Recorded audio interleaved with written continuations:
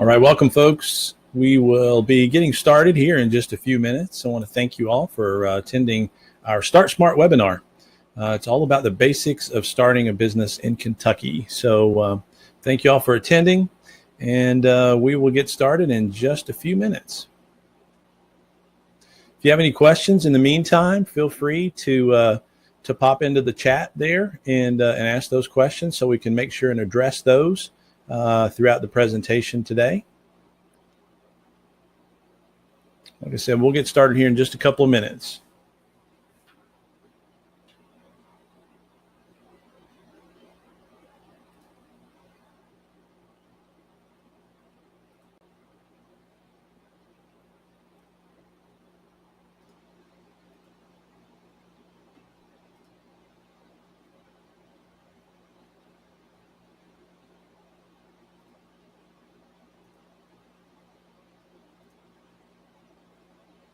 Welcome everyone. As I see you all logging in, just wanted to let you know we're going to start here right at noon. So in the meantime, if you have any questions, feel free to type those into the chat room, and we will address those throughout the presentation.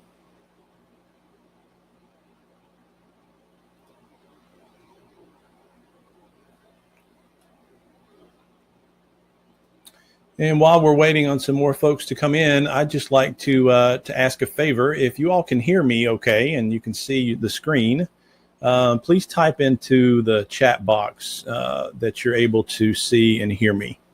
You can just say, sounds good, looks good.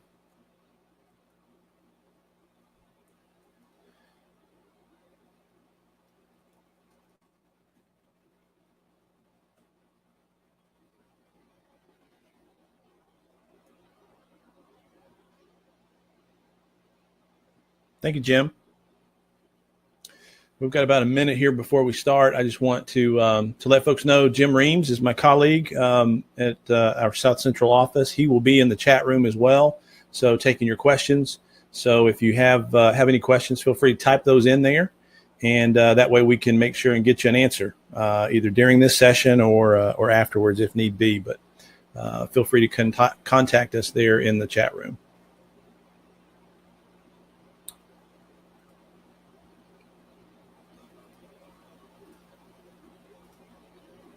Thank you, Shauna. Appreciate you giving us some feedback there, Jim. All right. So, folks, we're going to go ahead, and I'm going to be respectful of your all's time. Realize that during the business day, it's hard to get an hour free to do anything. So we're going to go ahead and kick off here in just a moment. And I'm going to start, though, with a video of some great thinkers, some great consultants, some great business owners, because I think it will help set the context for what we're going to be talking about today. So here's a video of some great small business advice. I hope you enjoy.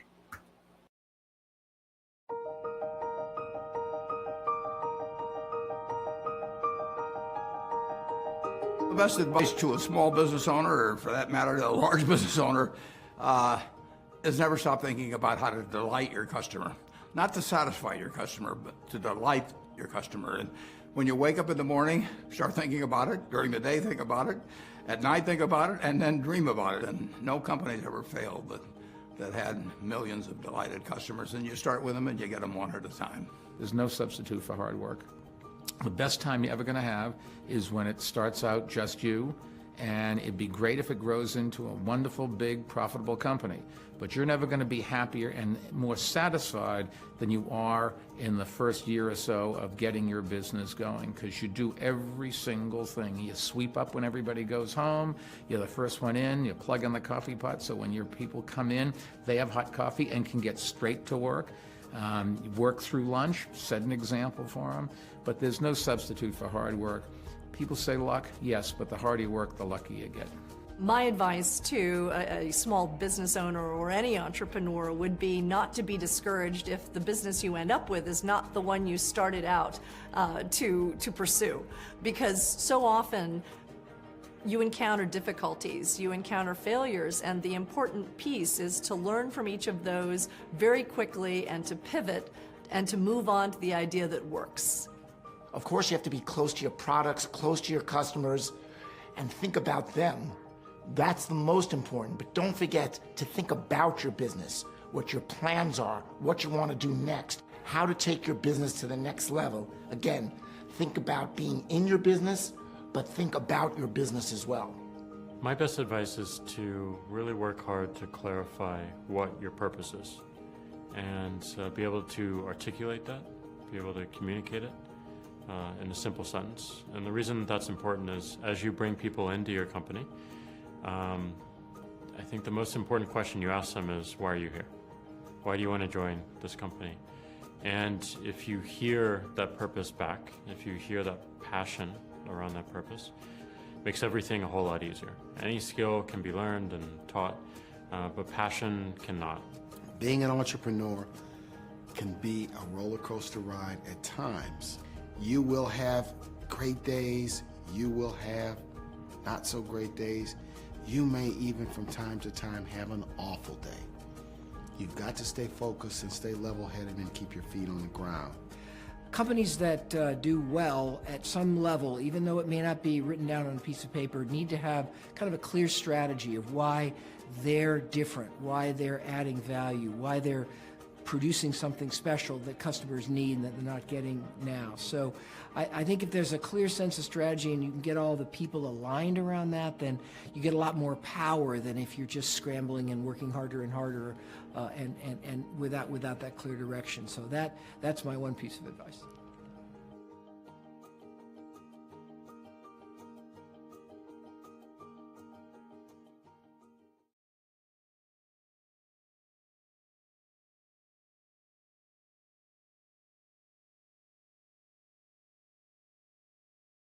I really like that video. It's one that I use quite often as far as helping people sort of get motivated about the journey they're getting ready to embark upon. Small business ownership is special. It's something that I think makes our country great. And so I think that those folks were able to give you a great piece of advice there, and that 4 or 5 minute video, much more valuable than anything I'm about to tell you over the next hour. So hope you found that inspiring and beneficial. And we're going to actually relate to some of that as we go through. So folks, again, my name is Kevin Norville. I'm the Center Director of the South Central Small Business Development Center. My office is located in London, Kentucky. We serve 12 counties of really South Central, Southeastern Kentucky. But we're part of a statewide network, the Kentucky Small Business Development Center Network. And I'm going to tell you a little bit about the SBDC in case you're not too familiar with us. Basically, what the SBDC does is we work with folks who are looking to start their business, and those who are already in business, we work with them to grow their business and expand. So our focus is all about you as the entrepreneur and the business owner, doing whatever we can to help you in that process of small business ownership. Much of what we do is involving one-on-one individualized consulting. We call it high quality, hands-on, in-depth consulting services. One of the great things about our organization is that since we're funded through the Small Business Administration, there's never a fee to work with us. In fact, the way I like to say it is your tax dollars have already paid for our services. So as I mentioned, we're part of the Kentucky Small Business Development Center Network. In Kentucky, we've been around since the early 80s, 1982. So 35, 36 years of professional assistance to Kentucky businesses. We are a nationally accredited business development program, something that I don't think everyone realizes, that there's an accreditation process for us to go through, and we have to keep that accreditation going. And then also our economic impact is validated annually by a third party. So the things that we actually say we do, somebody goes back and checks to make sure. So we're being good stewards of your dollars. In order for us to be good stewards of your time today, I'm going to propose a very ambitious agenda. This type of agenda we would normally cover in, maybe an hour and a half session if we were in person. But realizing that we're in the middle of the day here, I wanted to try and cram as much in as we could, give you the most bang for your buck. So today we're going to start the discussion talking about feasibility. You have an idea for a business. How do you know if it's a good idea or a bad idea? Well, we discover that through going through a feasibility analysis process. So we're going to start with feasibility, then we're going to get into legal entity options. How do you make your business legal? it's important to note the different types of legal entities that are available in the state of Kentucky. So we're going to cover that as well. We're going to move into registering a business along with the licenses and permits. Those two kind of go hand in hand, but we'll kind of walk you through the steps involved in getting your business registered in the state of Kentucky. Then we're going to shift to a business plan overview, talk about the importance of business planning, why you should undertake a business plan. Again, it's really all about the process. I'll kind of give you the answer up front. And then also we want to address your questions. So if you have those questions, feel free to type them in. And having said that, we're going to go ahead and get started. So when we talk about is my business idea a good idea or a bad idea, really it's not our role, it's not my role, or it's not Jim's role to say you've got a good business idea or a bad business idea. Instead, what we're going to help you uncover, hopefully, is your business idea feasible? Okay, and so we look at that through a series of different lenses, if you will, and we start with personal considerations. So we take your idea and look at personal considerations that you might need to be thinking about with regards to your business idea. Then we move on to market considerations, and that really deals with, is there a demand for the types of products or services that you're going to offer? Then we move into the financial side, because there's always going to be a financial consideration to take into account. And so we look at that from a financial point of view. Ultimately, all of those things will help us get to a decision. And that decision is going to be our go or no go for moving forward with our business. If it's a go, yes, we're going to start work on our business plan and we're going to take steps forward to actually get our business launched. If it's a no-go, if something that comes up during these considerations that really says, you know what, I don't think this is really the way we want to go, then what we hope will happen there is that you reevaluate that idea. Don't give up on that idea. Reevaluate it, make improvements to it, and then let's go back through the process again.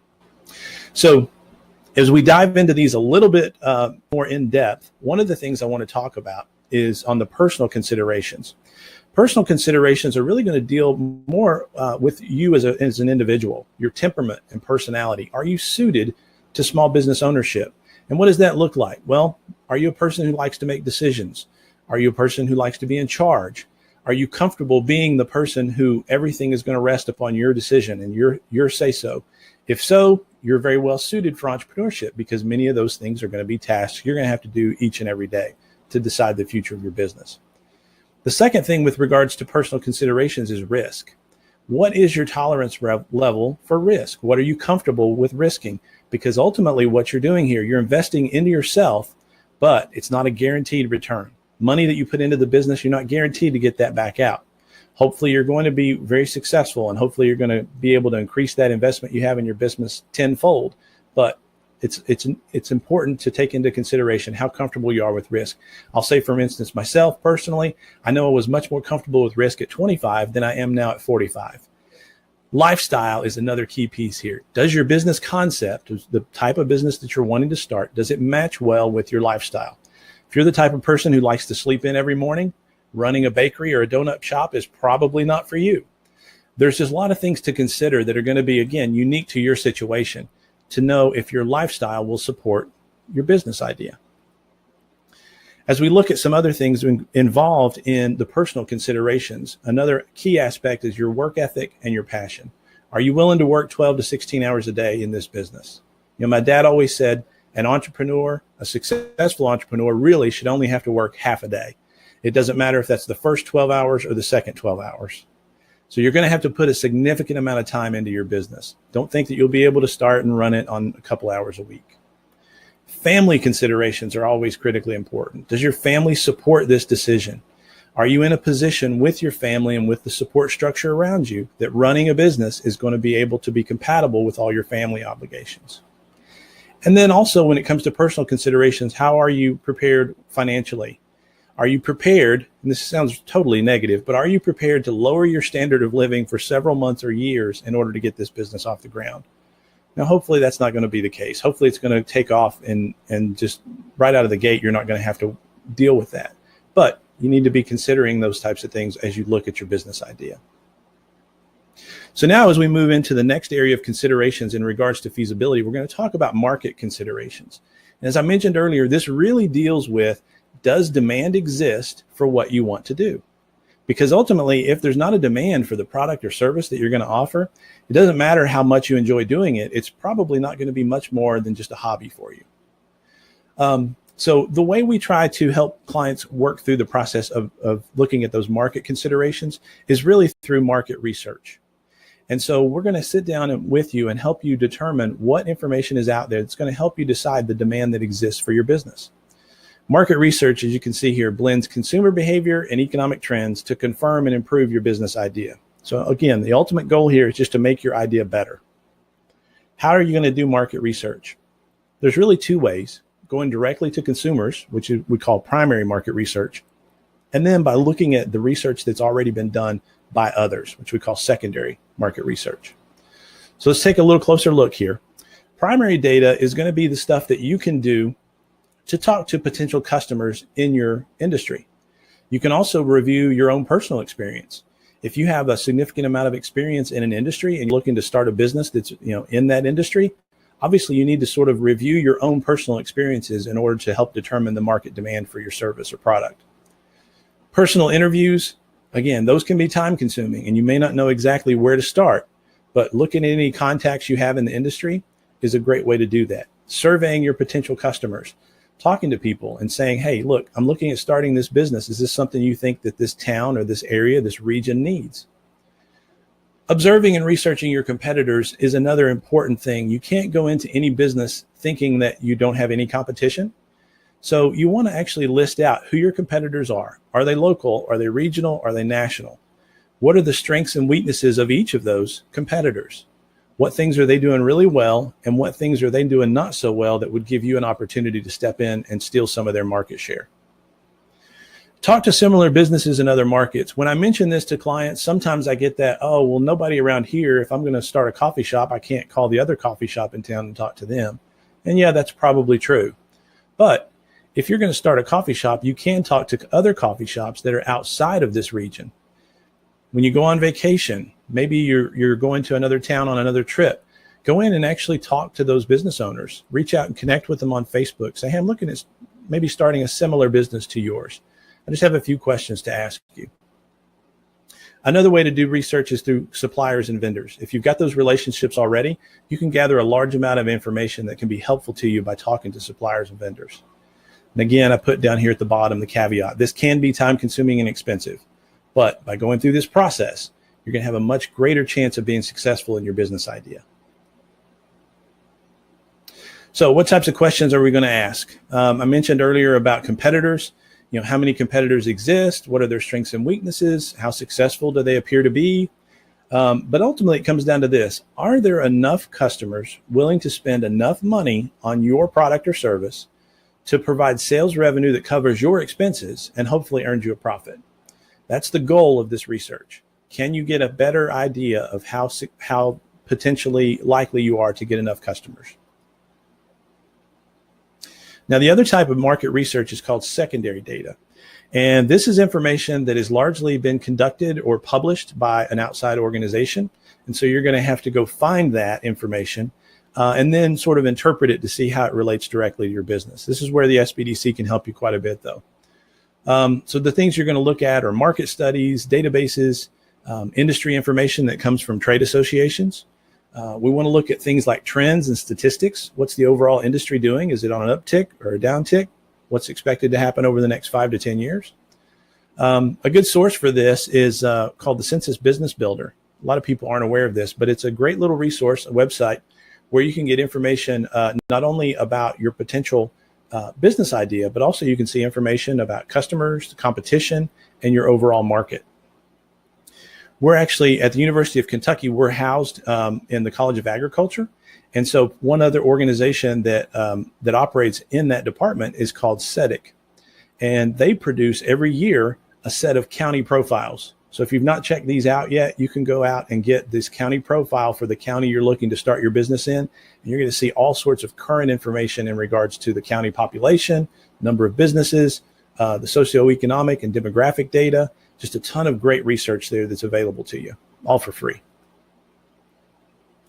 One of the great proprietary databases that the SBDC has access to is called IBIS World. And I love this database because it has the ability to distill all of this information down into really actionable nuggets of wisdom. So this example that I'm showing you on the screen is for coffee and snack shops, right? And what I want to emphasize here is show you just some of the things that this would include as we start to look at it for if you're going to open a coffee store. So here you can see we start with the industry at a glance, kind of gives you a snapshot of total revenue on the national level, how many businesses exist in the United States that are considered coffee and snack shops, who are the major players on a national level. You know, Starbucks and Dunkin' here are listed. What are the key external drivers that help determine the success of coffee shops? Well, obviously, it's consumer spending, healthy eating index, the per capita coffee consumption, consumer confidence index, right? All of these things are going to play into how well your coffee shop's going to do when you launch. The other thing is this gives us a great little key success factors for any business, right? And so here you can see what are the things that are going to make your coffee shop a success? Well, having a clear market position, having effective cost controls, the ability to franchise operations, right? Because they realize how significant that is, obviously, for Starbucks and Dunkin' and others. Product being sold at high profile outlets, right? It just means people know where to find you. Market research and understanding, and then access to a multi-skilled and flexible workforce. Those are some of the key factors that they've identified. They look at over 250 key success factors, but here's the ones that they determined to be the most relevant for coffee shops. So when you're ready to do market research, give us a call. One of the first things we're going to do is pull up IBIS World, see what type of business it is you're looking to start, and then we're going to run that market research for that particular industry. So the third and final consideration that we want to look at with regards to feasibility are financial considerations. No doubt about it, you can't get away from the money. So we're going to look at what it means to look at financial considerations in regards to feasibility. One of the things we list here is we're going to use projections to decide if your business is financially feasible. Now, projections are also part of a larger business plan. We'll talk about later on in today's workshop. But the way I like to approach it is I like to ask business owners when they come in to meet with us, let's start by looking at your cost structure. What costs can you account for in your business that are going to be there in order for you to that you have to meet every month? So those are those ongoing costs. Let's itemize those. Let's get an estimate. You know, it's things like rent, utilities, insurance, all those things. But we're going to start first with your startup costs. So what's the equipment that you need to purchase? How much inventory do you need to buy? Are there supplies and deposits? All those things that you need up front. We're going to have two lists. The first one being your startup expenses and the other one being your monthly expenses. And that gives us a great amount of information because we know at that point, here's the amount of money I have to make in order to break even each month. So we start with costs. As far as revenue is concerned, I know I told you just a few slides ago, you need to do market research and talk to customers, but we can't always count on those promises. If you go out and talk to 100 people and they say, yeah, I'm certainly going to be willing to come to your business as soon as you get open. We know that that basically it's very difficult for people to change behavior. If you think about it yourself, you know, what are the 4 or 5 restaurants that you go to on a regular basis? Most people don't deviate too much from those, and they tend to go back to shop at the same shops they always shop at, or they eat at the same places they always eat at. So it's one of those things that's very difficult to change consumer behavior, and it takes place over time. So when we talk about market research and you talk about your revenue side, just be very conservative when it comes to, hey, I've got so many friends in this town. I know all of them are going to come and buy coffee every morning from me. We hope that's the case, but oftentimes we can't count on that to be the case from day one. So when we're talking about revenue projections, we want to be conservative. We want to make sure that we have a range of sales estimates in our projections so that we're not just looking at the high end, but we're also looking at maybe what might be the low end to see if we're still going to be a viable business, even if we don't hit our revenue goals. So let's walk through a little quick example here just to give you an idea about the numbers. And just keep in mind, we would do this in much more detail when we work with you one-on-one. So I'm just kind of going to breeze through here just to get a good overview. In this case, we're looking at a business, and they've outlined here's the money that they're going to need to get things started. $70,000 worth of equipment, another $10,000 in additional startup expenses, $10,000 in inventory, and they want to have about $30,000 in the bank in order to cover expenses on an ongoing basis until revenue really starts to kick in. So $120,000 total cash required. Now, where's that money going to come from? It's important to note up front that whenever you're starting a business, if you go to a bank to get a loan, you're going to be expected to contribute something to the business. A bank's not going to invest in your business if you're not willing to do so. Usually that amount is about 20%. They're going to expect you to be able to contribute 20% of the total investment into your business. So in this case, we're going to say we've got savings of $24,000 that we're going to invest in the business, and then we're going to get a bank loan for 96 to cover the other 80%. As we talk about financing, and we'll get into that actually in another class, I'll give a 1-minute plug here for our class next week. Today's class focuses on the basics of starting your business. Next week's class is going to focus exclusively on how do I get financing for my business. So it's going to be offered next Wednesday, September 26th at noon again. And we're going to do it in a webinar format. So I encourage you to register for that as well. We'll send out a link after the workshop. So as we look at other financial considerations, we want to know, is my business really going to make money? So as we look at our expenses and our cost structure of the business, we're going to look at fixed expenses, which do not vary with the level of sales. So, right, what are we talking about there? We're talking about things like rent, the manager's salary, your utilities, your insurance, that loan payment, can't forget that, and other operating expenses. Your variable expenses are those that are directly related to sales. So it includes things like raw materials or other purchases that are to be sold, as well as direct labor that's involved with producing whatever product it is you're trying to sell, or maybe it's a service. We want to get to the point where we know what our break even is. We want to know, how much do I have to sell each month in order to break even? Because once I hit my break even point, everything beyond that is profit. So in order to determine break even, we've got a formula here, and I'm not going to get too in depth, but our break even formula is you take your fixed costs, those things that don't change every month, right? They don't vary with the level of sales. And we're going to divide that by the difference between the average price per unit and the average cost per unit. So in this case, it's a product example. So let's walk through it just to give you a better idea. Let's say you're opening a jewelry store. You want to turn your hobby of making jewelry into a business. You have $1,000 per month of fixed costs, which include things like your rent, utilities, equipment. But your variable costs for each necklace are $50. That includes materials and labor. So you think what you can sell your necklaces for is about $70, because that seems to be what similar pieces are going for. So let's plug those numbers in to determine what our break-even quantity is. We take $1,000, divide it by the difference between 70, our selling price, and 50, our cost, which gives us $1,000 divided by 20, means we have to sell 50 necklaces a month at $70 in order to break even. So you can see where this would be very beneficial. And we're going to take this same concept and apply it to whatever type of business you're doing. It doesn't matter if it's a service, if it's a product, whatever you're doing in business, we want to help you determine what that break-even point is going to be. So as we look at other financial considerations, one of the key questions we get is, where can I get money to start my business? And so as we talked about, obviously banks are one of the most popular ways to get money to start your business. But understand, they're not going to loan you 100%. Nobody is. What are some other sources of capital? Personal resources. There's so many businesses that start out by borrowing money from friends and family. I'm sorry, let me go back. Your personal resources are what you have personally to invest. So it's what you have in your savings.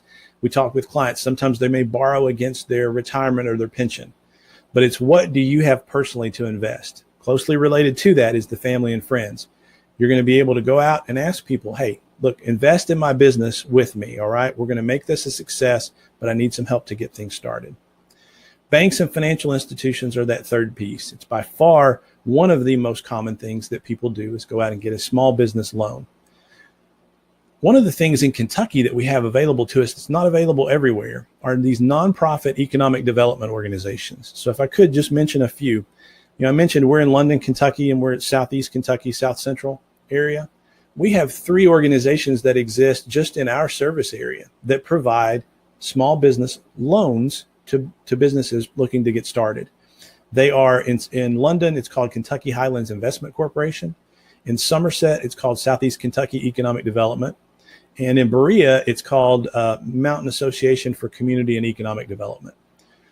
So we work very closely with these organizations. So a lot of times if someone comes to us and says, I went to a bank and they weren't able to approve my business loan, or they weren't interested in doing it, then oftentimes what we'll do is say, look, all hope is not lost. Let's talk to one of these nonprofit economic development organizations, because sometimes their loan products are a better fit for small businesses, especially if you've been turned down by a bank. There are also alternative lenders online. Just a quick search by doing a search for online lending, you're going to find a lot of those.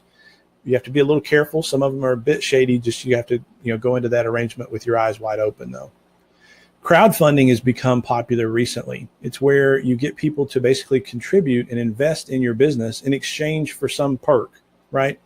So let's say you want to open a local pizza shop and you want to raise $10,000.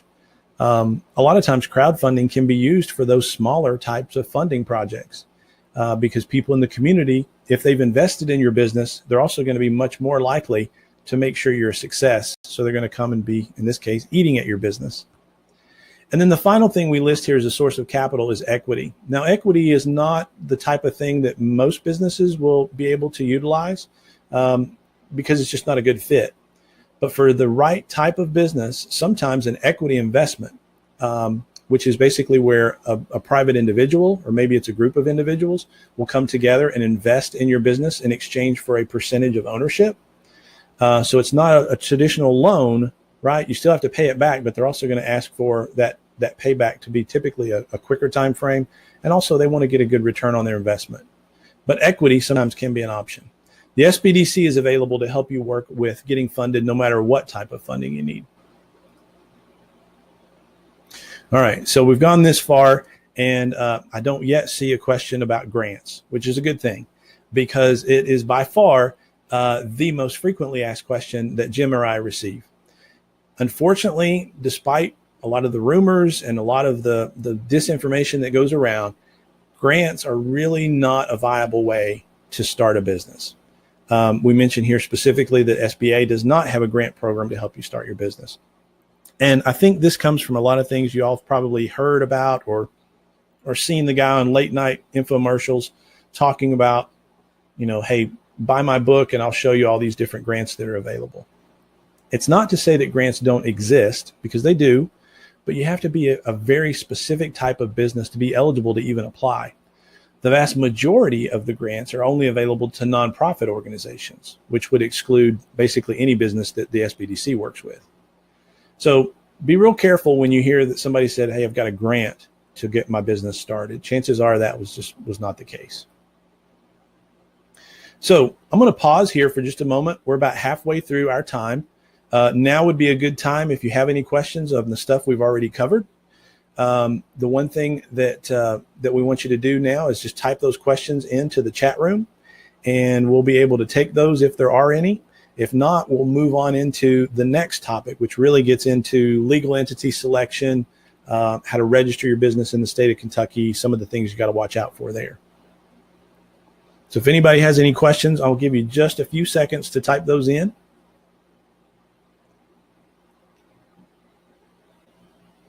All right.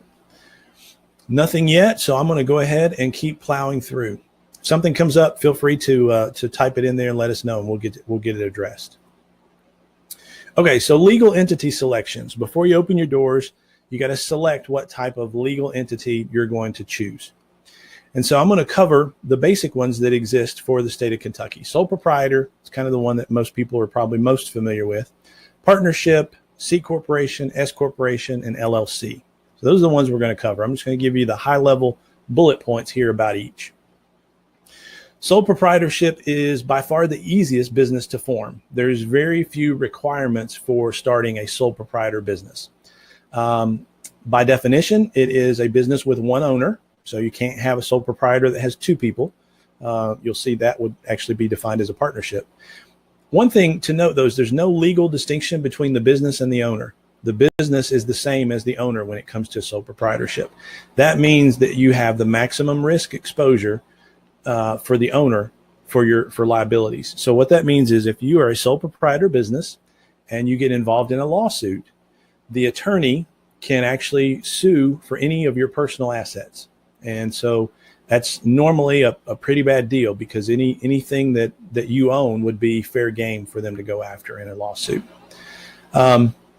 As far as how taxes are treated, your income is just taxed as part of your business owner's regular 1040 form. So it's all related, all ties into your personal taxes. Sole proprietorships, again, by definition, are dissolved upon the death of an owner. In Kentucky, starting a sole proprietorship is very easy. If you're going to do the business as your own name, in my case, if I'm just going to start a business called Kevin Norville, and people are going to pay me that way, they're just going to write checks to me. I don't have to really do anything else because I'm doing it as myself. But if I have a business name that I want to do business under, even as a sole proprietor, I actually have to file an assumed name certificate with the Secretary of State. And then once you file that, you can do business as whatever name you want to, but still be a sole proprietor. Sole proprietors we don't see very often anymore. Oftentimes it's a good way to maybe start, but very quickly, normally because of the liability concern, we see and would recommend most business owners look to a more formal legal entity structure. Now, a partnership is very, very similar to a sole proprietorship. The only thing that's really different here is it's basically two or more people. In a general partnership, you share liability. In a limited partnership, the liability of the partners is limited based on the extent of their investment. So again, it just depends on how much money you have in the business as to how liable you are for any of in any lawsuits or obligations. Partnerships also are dissolved upon the death or departure of a partner. A written partnership agreement is highly recommended. You want to have things spelled out as to who's involved in the partnership, what you're going to do if somebody wants to get out. Do you have to buy them out? Are they just basically, giving up their part of the business? You want to spell all that out in a written partnership agreement. And then the other thing that's important to know is all partners are liable for each partner's actions with or without consent. So if I obligate the business to a debt and I go out and buy a building for $150,000, then both partners are obligated. Now, as we get into more formal legal entity options, we're going to see here corporations. C Corp and S Corp are two different types. Basically, they're both considered much more protective in terms of a liability standpoint.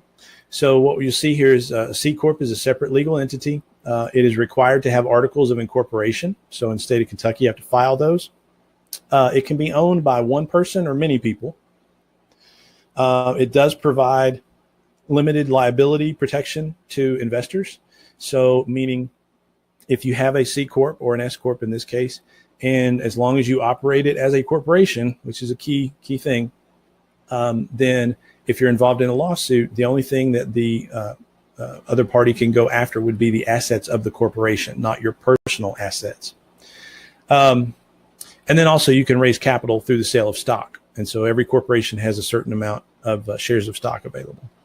Now, an S corporation is probably a bit more popular than a C corporation, but it has a few things that are a little bit different because a C corporation, you'll notice over there, has double taxation, which means that the corporation pays tax, and then any money that I take from the corporation, I would pay tax on. So in order to avoid that, the IRS allowed for what's called an S corporation. Now, there's a few more requirements. You have to file this form with the IRS in order to be designated as an S corp. You can't have more than 100 shareholders.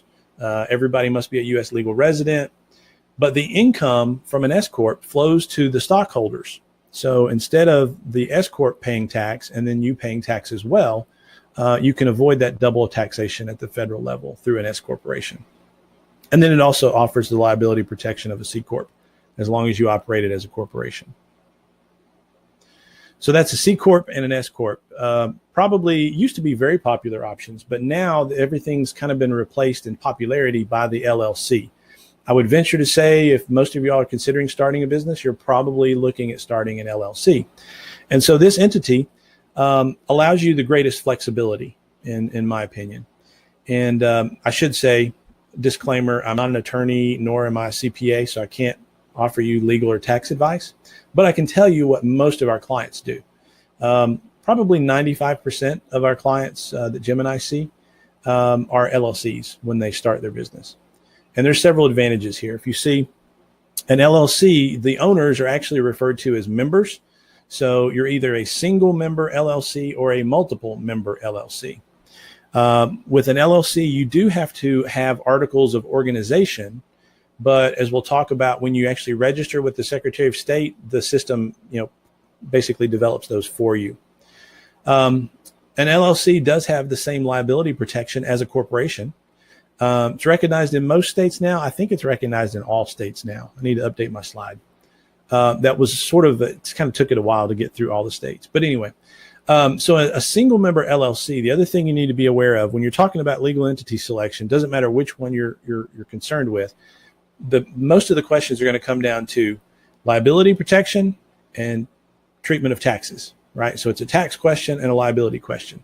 So with an LLC, we know that you get the same liability protection as a corporation, but how's that treated for tax purposes? Well, if you're a single member LLC, by default, the IRS will treat you as a sole proprietor in terms of taxes, which means that any income that is earned by the business just flows through to your personal tax return.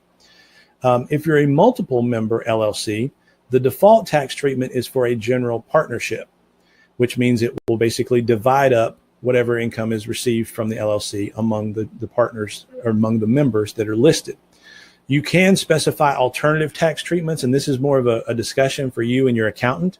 There may be times when it's advantageous for you to choose a C Corp, has to be some very specific situations there, or an S Corp.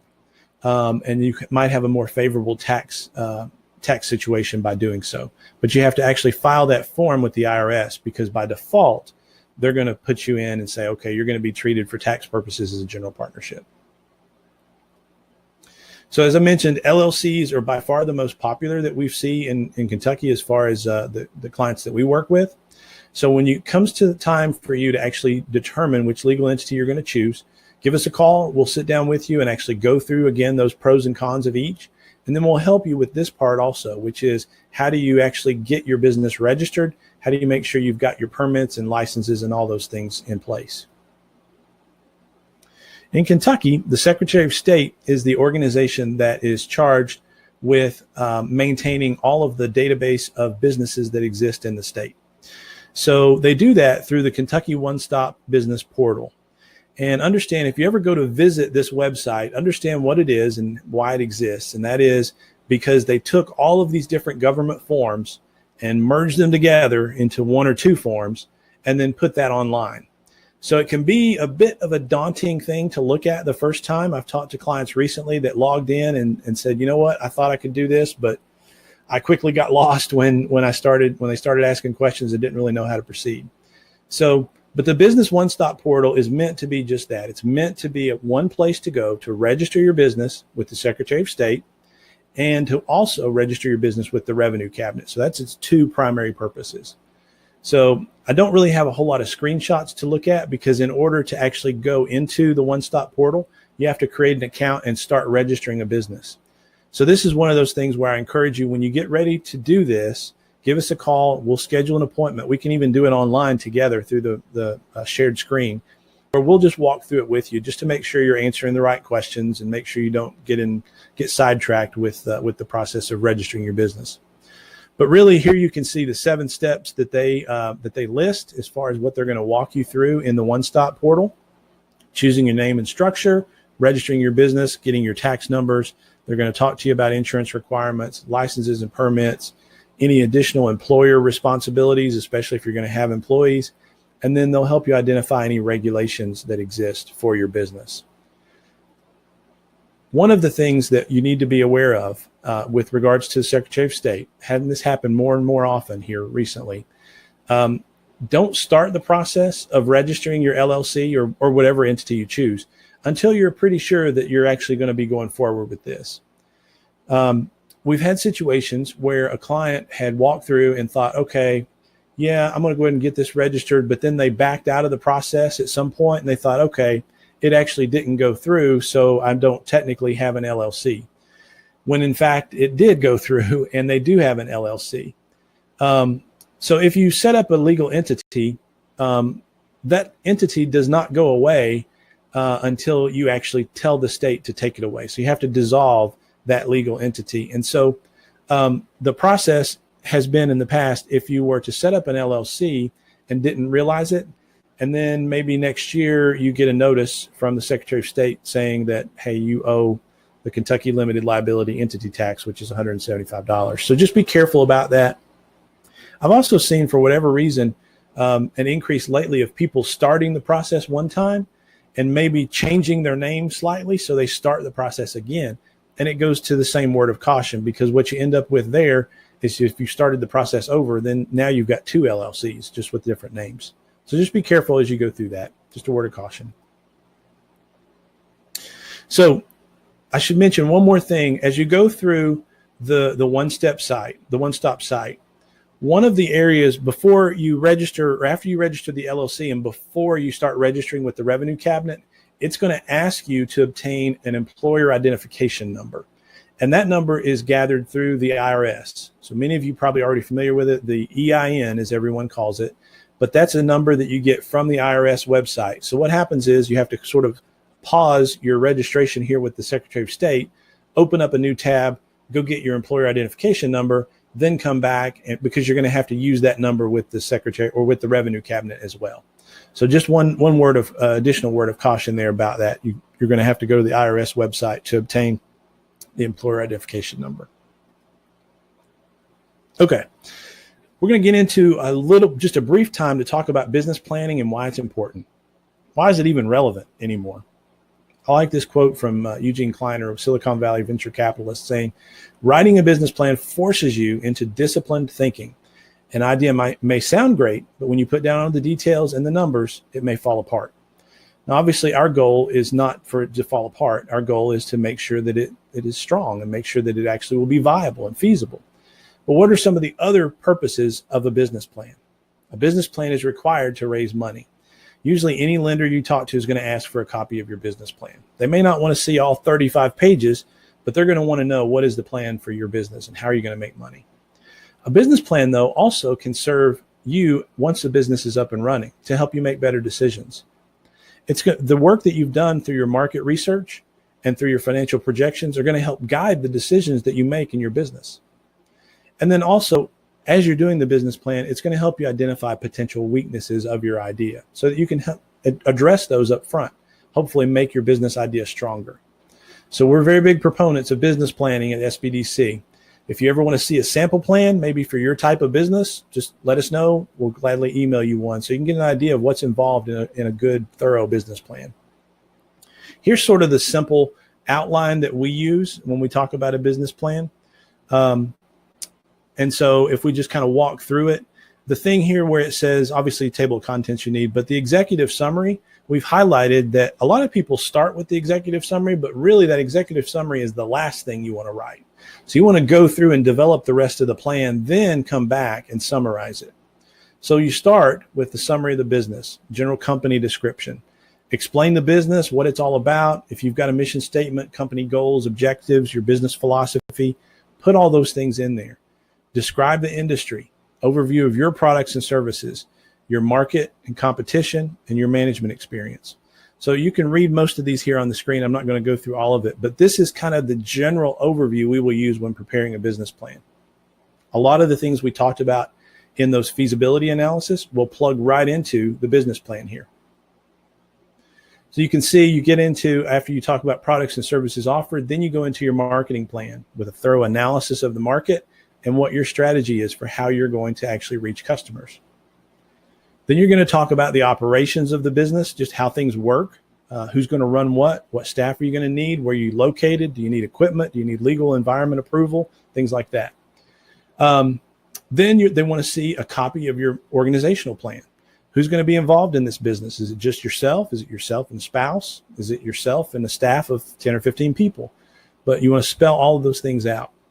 Then we get into what is probably the meat of the business plan, which is the financial projections. Most lenders, especially, will want to see a financial projection for 3 years. So they're going to want to see a cash flow, an income statement, and a balance sheet spread out over a 3-year period. This is one of the areas where the SBDC has a lot of resources and expertise, and we will certainly would love to sit down with you and actually help you prepare those financial projections.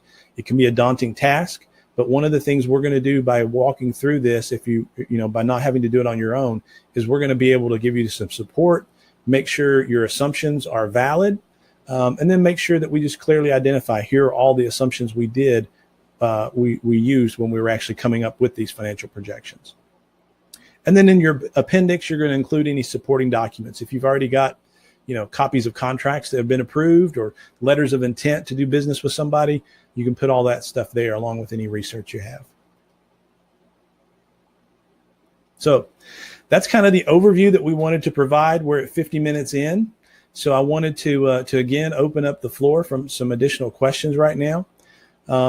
In terms of next week, I also want to put in a plug. So if you found this information beneficial, your next step that I want to encourage you to do is actually to follow up with us and request an appointment. That way we can talk about specific questions you may have. Was there something that we covered here that you thought might apply to your business, but you wanted to verify? Maybe you have just more specific questions that only apply to your business that you want to try and get answered. So those are the types of things we can accomplish during a one-on-one session. So again, just as I mentioned, everything else that the SBDC does, there's no fee involved for working with the SBDC on that. And many of you may have wanted to get a copy of these slides. So I wanted to share with you, if I could, if this works, I'm trying to use some new technology here, this option of, we've prepared a Kentucky Start Smart guide. And this is a PDF file that hopefully you're seeing on your screen right now, that will allow you to download a PDF that contains all the stuff we've talked about and a whole lot more. So it's a good reference guide to be able to keep. And that way you can actually go through it. It's got some nice checklists in there. So as you're going through the process of starting your business, you've got some things you can go in and actually follow along with and make sure you're on the right track. So the Start Smart guide is a free resource, again, that we'll make available to you. If you have any difficulty downloading it, just send us an email or let us know, and we can make sure we get that to you. So one other quick chance here of questions, and I don't see any. So what I'm going to do is go into one more video that I've prepared, and this one's more of a motivational video, and I hope you enjoy it. I think it's appropriate for where you all are at, especially if you're looking to start a business. So let's take a look here.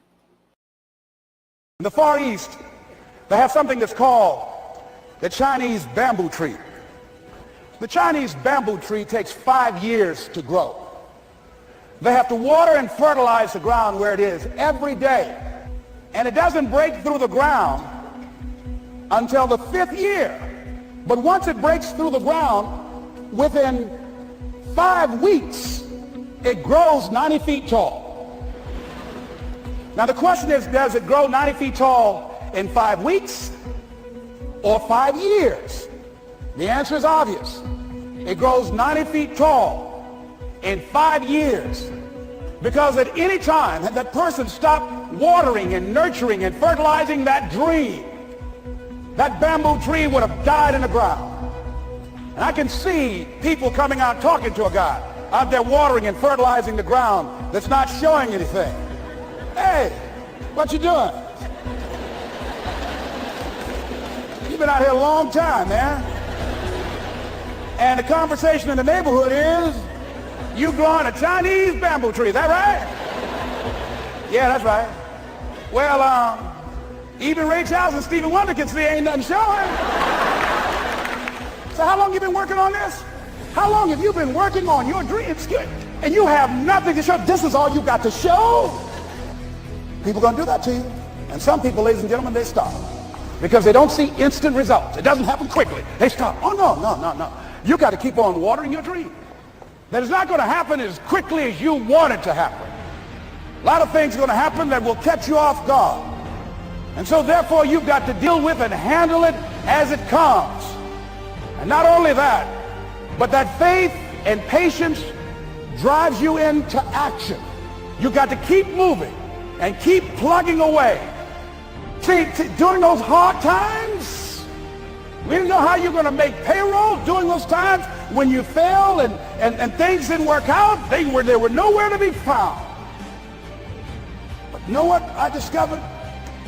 When you're working at your dream, somebody said the harder the battle, the sweeter the victory. Oh, it's sweet to you. It's good to you. Why? See, when it's hard and there's a struggle, see, what you become in the process is more important than the dream. far more important. The kind of person you become, the character that you build, the courage that you develop, the faith that you're manifesting. Oh, it's something that you get up in the morning, you look yourself in the mirror, you're a different kind of person. You walk with a different kind of spirit. And people know that you know what life is, that you have embraced life. You knew it was hard, but you did it hard.